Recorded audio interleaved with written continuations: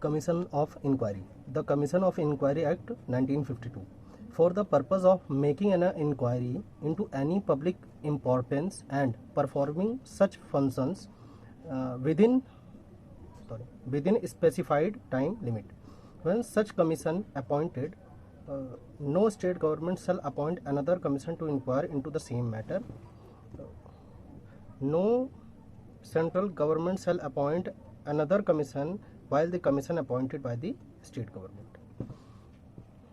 The commission comprises of one or more member appointed by the appropriate government, and one member shall be appointed as a chairman. Object: the power of the commission are on the same level and of similar nature and as the powers of a civil code when the Code of Civil Procedure 1908.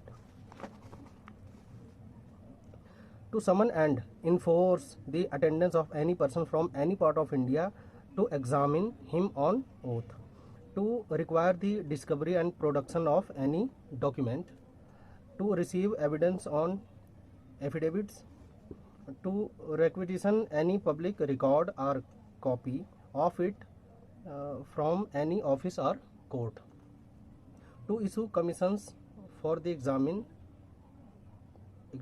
or witness of document, to carry out any other prescribed matters.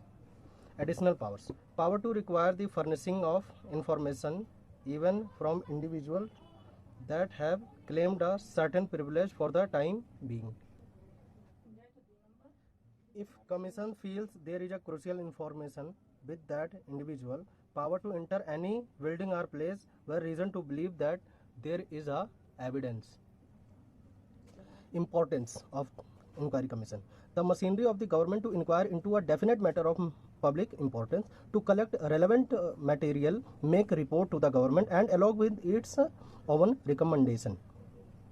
Appointment of an inquiry commission: appointed by an appropriate government. Resolution is passed by the Lok Sabha or state legislative assembly by a notification in the official gazette.